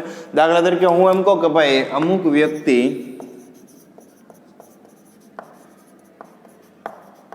પોતાના સ્વાર્થ માટે કામ કરે છે. અમુક વ્યક્તિ છે એ પોતાના સ્વાર્થ માટે થઈ અને કામ કરે છે. બરોબર છે? હવે કેટલા વ્યક્તિ એ કોઈ આંકડો આપણને નક્કી નથી, કેટલા કોણ એવી કઈ વાત આપણને નથી કરી, પણ અમુક વ્યક્તિ એટલે થોડા ઘણા વ્યક્તિ જે હોય એની વાત છે. બરોબર છે? આપણને એવો ચોક્કસ આંકડો કે ચોક્કસ નામ નથી આપ્યું કે ભાઈ આ જ વ્યક્તિ છે પોતાના સ્વાર્થ માટે થઈને કામ કરે, અથવા તો 5 વ્યક્તિ કે 10 વ્યક્તિ છે એ પોતાના સ્વાર્થ માટે થઈને કામ કરે. હવે વિશ્વની અંદર આપણે વાત કરીએ, ભારત દેશની અંદર આપણે વાત કરીએ તો આવા ઘણા બધા વ્યક્તિ હોય કે જે પોતાના સ્વાર્થ માટે તેને કામ કરતા હોય છે. બરોબર છે? તો પ્રોપર જે ટોટલ બધા લોકો છે એની અંદરથી આવા અમુક લોકો જે હોય છે તો એનો ઉલ્લેખ કર્યો કે ભાઈ અમુક વ્યક્તિ છે પોતાના સ્વાર્થ માટે થઈ અને કામ કરે છે. સમજાય છે ભાઈ? તો આ જે પ્રત્યેક છે, અમુક છે, આ બધા શબ્દ શું બને છે? નિશ્ચિતતા નથી દર્શાવતા, અનિશ્ચિતતા દર્શાવે છે. બરોબર છે? કંઈ ગુમાવ્યા વગર કંઈ પ્રાપ્ત થતું નથી. કંઈ ગુમાવ્યા વિના કંઈ પ્રાપ્ત થતું નથી. હવે આની અંદર જો આપણને શું કીધું છે? કંઈક ગુમાવવું પડે કંઈક મેળવવા માટે, પણ હું મેળવવા માટે હું ગુમાવવું પડે એવો કાંઈ ઉલ્લેખ કર્યો ના. કાંઈક ગુમાવવું પડે. શું માટે? શેના માટે? તો કે કંઈક મેળવવા માટે થઈને. દાખલા તરીકે હવે ચાલો આમાં આપણે ગુમાવીએ તો આપણે અત્યારે છે એ આપણે જે વિદ્યાર્થી છીએ તો વિદ્યાર્થી તરીકે આપણે આપણી જે બધી સુવિધા સગવડ છે એશો આરામ છે એ ગુમાવી દઈએ તો આપણને વિદ્યા પ્રાપ્ત થતી હોય છે. ભોગ વિલાસ છે એ આપણે જો ગુમાવી દઈએ તો આપણને સારું વિદ્યા પ્રાપ્ત થતી હોય. એટલે આમાં ઉપયોગ કરી શકાય કે ભાઈ શું ગુમાવવું અને શું પ્રાપ્ત થવું એવું કોઈ નિશ્ચિત આપણને કાંઈ કીધું નથી કે ભાઈ તમારે જો પૈસા ગુમાવો તો આ પ્રાપ્ત થાય અથવા તો આ ગુમાવો તો પૈસા પ્રાપ્ત, એવી કોઈ માહિતી આપણને ચોક્કસ મળી નથી. માત્ર આપણને ખાલી અનિશ્ચિતતા આપી છે કે ભાઈ કંઈક ગુમાવવું પડે. બરોબર છે? કંઈક પ્રાપ્ત કરવા માટે થઈને તમારે કંઈક પ્રાપ્ત કરવું હોય તો એની માટે થઈ અને કંઈક પ્રાપ્ત કરવા માટે કંઈક ગુમાવવું પણ પડતું હોય છે. બરોબર છે? તો ખ્યાલ આવે છે? તો આ હતો અનિશ્ચિત સર્વનામ. સમજાય છે? અનિશ્ચિત સર્વનામ. હવે વાત કરીએ આપણે સ્વવાચક સર્વનામ. હવે આમ તો જો કે નામ આપણને જોઈએ તો તરત ખ્યાલ આવી જાય. સ્વવાચક સર્વનામ નામ છે ને એવું જ ગુણ છે. બરોબર છે? જેવું નામ આપણે જોઈએ છે એવો જ એનો ગુણ છે. બરોબર? આ તમને થોડુંક એમ લાગે કે સાહેબ ઝડપથી આ જે પ્રકાર છે, કારણ કે આ અગાઉ જે આપણે લેક્ચર લીધું ને ત્યારે 3 લેક્ચર લીધા હતા સર્વનામની અંદર. બરોબર છે? પણ આ ક્વિક રિવિઝન છે, માત્ર તમને ઝડપથી રિવિઝન કરવા માટે, યાદ રહી જાય એ માટે થઈ અને તમને યાદ કરાવવા માટે થઈ અને એના લેક્ચર છે એ ફરી વખત આવડા શૂટ કર્યા છે. એટલે એ થોડુંક સ્પીડમાં ચાલે, નહીં તો પાછું આપણે બીજું ક્વિક રિવિઝન ન કરી શકીએ. બરોબર છે? એટલા માટે. ઓકે, હવે વાત કરીએ સ્વવાચક સર્વનામ. બરોબર છે? સ્વવાચક સર્વનામ છે એ આપણે પુરુષવાચક સર્વનામની સાથે વપરાય અને તેને પોતાની ઓળખ અપાવે એને સ્વવાચક સર્વનામ કહેવાય. આપણે વિડીયોમાં વાત કરી કે ભાઈ પુરુષવાચક સર્વનામની સાથે થઈ અને પોતાની જ્યારે ઓળખ છે એ રજૂ થતી હોય છે ત્યારે સ્વવાચક સર્વનામ કહેવાય છે. બરાબર છે. પોતાની જાત કે જેને આપણે સ્વ કહીએ છીએ, બરાબર છે, તેને આ સર્વનામ છે એ સૂચવે છે. પોતાની જાતની વાત કરીએ, બરાબર છે, એટલે કે સ્વવાચક, બરાબર છે, પોતાના જાત પર દર્શાવવામાં આવે એને સ્વવાચક કહેવાય. દાખલા તરીકે પોતે પંડે, જાતે, પોતે પંડે, જાતે, હું, જે પોતાનું સ્વ દર્શાવતા હોય ને એ નિજ, નિજ, પોતાનું નિજ, મારી જાતે, બરાબર છે, આવા શબ્દો વાપરીએ. આપમેળે, બરાબર છે, આવા બધા શબ્દ આપણે વાપરતા હોઈએ છીએ. મેળે, હાથે, મારી હાથે કરી નાખીશ, મારી મેળે કરી નાખીશ, ખબર છે, આવા બધા શબ્દ આપણે આપોઆપ થઈ જશે, આ બધા જે શબ્દ વાપરતા હોય તો આ બધા શબ્દ છે એ કયા સર્વનામ છે? તો કે ભાઈ સ્વવાચક સર્વનામ છે. આ બધા શબ્દ છે એ સ્વવાચક સર્વનામ બનતા હોય છે. ક્લિયર? સ્વવાચક સર્વનામની અંદર ઓકે, થોડા ઘણા ઉદાહરણ છે એ જોઈએ કે ભાઈ મારું કાર્ય મારી જાતે જ કરું છું. મારું કાર્ય મારી જાતે જ કરું છું. હવે આની અંદર જો મારું કાર્ય મારી જાતે જ કરું છું, પણ હું એમાં શબ્દો છે એ જોજો, સમજજો ખાસ કે બરાબર કે ભાઈ મારું કાર્ય છે એ હું મારી જાતે કરું છું. મારું કાર્ય મારી જાતે, તો એની અંદર ખાસ જોજો, યાદ રાખજો, અહીંયા જાતે શબ્દ છે એની નીચે અંડરલાઈન કરી છે. તો જાતે શબ્દ છે એ કયો છે? તો કે એ સ્વવાચક શબ્દ છે. સમજાય છે? બધું કાર્ય આપોઆપ થઈ જશે. બધું કાર્ય આપોઆપ થઈ જશે. તો એમાં આપોઆપ શબ્દ છે એની નીચે લીટી કરી છે. આપોઆપ એટલે કે આપમેળે થઈ જશે, બરોબર છે. તો દરેક કાર્ય છે, બધું કાર્ય છે એ આપોઆપ થઈ જશે. ખ્યાલ આવે છે? ઓકે, તો જોજો, સમજજો ખાસ કે ભાઈ આવા બધા જે શબ્દો છે, બરોબર છે, એનો ઉપયોગ છે એ કરવામાં આવે, સ્વ દર્શાવવામાં આવે ત્યારે સ્વવાચક સર્વનામ છે એ બનતું હોય છે. આની અંદર ઘણા બધા સર્વનામ આપણને ટેક્સ્ટની અંદર પણ આપવામાં આવેલા છે, ટેક્સ્ટ બુકની અંદર પણ આપવામાં આવેલા છે. જો કદાચ આપણે જોઈએ તો આપણને ખ્યાલ આવે. દાખલા તરીકે અમુક શબ્દ છે કે ભાઈ પિતાજી પોતે મને મારશે એવો ભય તો હતો જ નહીં. જોજો, લખું છું, પિતાજી પોતે મને મારશે તેવો ભય તો હતો જ નહીં. પિતાજી છે એ હતો જ નહીં, એમ મને મારશે એવો ભય તો ન જ હતો, એવો ભય તો ન જ હતો. ચાલો, હવે આ વાક્ય છે, જોજો, સમજો, ગાંધીજીની આત્મકથામાંથી લીધેલું વાક્ય છે. પિતાજી પોતે મને મારશે તેવો ભય તો હતો જ નહીં. પિતાજી મને મારશે એવો ભય તો હતો જ નહીં. અહીંયા અંડરલાઈન કરીને કીધું કે ભાઈ સર્વનામ કયું છે આપણે જણાવો. હવે જો પોતે, પોતાની જાત છે એ દર્શાવે છે. મારી વાત સમજાય છે? પોતે એટલે પોતાની જાત છે એ દર્શાવે છે. પોતે, તો પોતે છે એની અંદર શું આવશે? તો કે ભાઈ સ્વવાચક સર્વનામ છે એ આવશે. ક્લિયર? ઓકે, દાખલા તરીકે હું એવો શબ્દ વાપરું તો કે ભાઈ આપણ સૂતા એક સાથે રે, આપણ સૂતા એક સાથ રે, તને સાંભળે રે, બરાબર છે, તને સાંભળે રે, તને સાંભળે રે. તો એની નીચે આપણ શબ્દ છે એની નીચે અંડરલાઈન કરી છે. ચાલો ધારો કે તો કયો સર્વનામ છે બનશે? આપણ નીચે અંડરલાઈન કરી છે તો કયું સર્વનામ બનશે? ચાલો જોઈ, આમાંથી નક્કી કરો. આપણમાં કયું બનશે? આપણે, આપણે એટલે આપણે.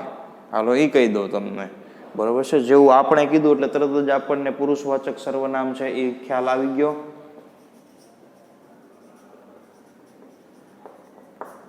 અમે, તમે, આપણે, આ બધા જે શબ્દ આપણે કહીએ ને આપણે, બરાબર છે, તો આપણે છે એ પુરુષવાચક સર્વનામની અંદર આવી જાય છે. એ મંદિર અપૂજ રહે છે, દાખલા તરીકે ચાલો, એ મંદિર અપૂજ રહે છે. અપૂજ રહે છે એટલે કે જ્યાં આગળ પૂજા થતી નથી, તે મંદિર છે એ અપૂજ રહે છે, બરોબર છે.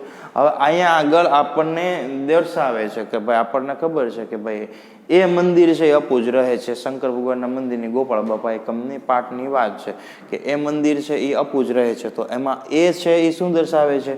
દર્શાવે છે, બતાવે છે, એટલે દર્શક બનશે. શું બનશે? દર્શક સર્વનામ બનશે. દાખલા તરીકે હું એમ કહું કે ભાઈ પણ ત્યાંય મૂર્તિને નામે આશરો સૌને મળે તેમ કરજો.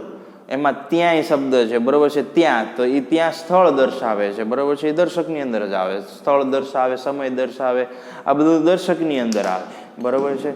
તો સર્વનામ છે, ફરી એક વખત, જે નામ છે એની જગ્યાએ નામના અર્થમાં જે વધારો કરવાનું કાર્ય કરતા હોય, બરોબર, એને વિશેષણ કહેવાય. જોજો, સમજો, ત્રણેયનો ભેદ સમજો. સૌથી પહેલા નામ કે સંજ્ઞા એટલે શું થાય? નામ કે સંજ્ઞા એટલે જેને દર્શાવવા માટે પ્રોપર આપણે જે વર્ડ વાપરીએ છીએ એને નામ અથવા તો સંજ્ઞા કહે છે. નામ અને સંજ્ઞાના અર્થમાં જે વધારો કરવાનું કામ કરે એને વિશેષણ કહેવાય. અને નામ અથવા તો સંજ્ઞાની જગ્યાએ જે વાપરવામાં આવે છે એ શબ્દને આપણે સર્વનામ કહેશું, બરોબર છે. તો સર્વનામના પેટા પ્રકારો આપણે યાદ રાખવાના છે, 6 યાદ રાખવાના છે. પુરુષવાચક સર્વનામ, દર્શક સર્વનામ, સાપેક્ષ સર્વનામ, પ્રશ્નવાચક સર્વનામ, અનિશ્ચિત સર્વનામ અને સ્વવાચક સર્વનામ. ક્લિયર? હવે જો આ સર્વનામ છે એની અંદર પુરુષવાચક સર્વનામમાં ત્રણેય પુરુષ આવી જશે. દર્શક સર્વનામ એટલે કે દર્શાવનાર, સાપેક્ષ સર્વનામ સ પ્લસ અપેક્ષા, જે તે, જેવું, જેણે, તેણે, આ બધા શબ્દો આવશે. પ્રશ્નવાચક સર્વનામ એટલે કે વિધાન વાક્યમાંથી પ્રશ્નાર્થ વાક્ય બની જાય. અનિશ્ચિત સર્વનામ, હવે જો અનિશ્ચિત સર્વનામ છે એની અંદર શું આવશે? તો કે ભાઈ અનિશ્ચિત સર્વનામ છે એની અંદર અનિશ્ચિતતાનો ભાવ છે એ રજૂ કરે. કોઈ આમ પ્રોપર એટલું ગાઈડન્સ આપણને પ્રોપર એવી આંકડો ન આપી દે કે ભાઈ આટલા હોય, સમજાય છે? અનિશ્ચિતતા આપણને રજૂ કરે, પ્રોપર આપણને માહિતી ન આપી દે, બરાબર છે. તો એ અનિશ્ચિત સર્વનામ કહીશું. પછી આવે સ્વવાચક સર્વનામ. હવે આમ જોઈએ ને તો સ્વવાચક સર્વનામ પુરુષવાચકની અંદર એનો ઉલ્લેખ થઈ જતો હોય, પણ સ્વવાચક એટલે પોતાની જ્યારે વાત કરવામાં આવે છે, બરાબર છે. હું, જાતે, પોતે, પંડે, બરોબર છે, મારી હાથે, મારી મેળે, આપણે ઘણા એવી રીતના કહ્યું ભાઈ હું મારી હાથે કરી નાખીશ, તમ તારે મારા કાંઈ કોઈની જરૂર નથી, હું મારી મેળે કરી નાખીશ કામ, હું મારા પંડે કામ કરી નાખીશ, જાતે, પંડે, પોતે, એવી રીતના. તો આવા જે શબ્દો આપણે વાપરીએ છીએ એને આપણે કહેશું સ્વવાચક સર્વનામ. ક્લિયર?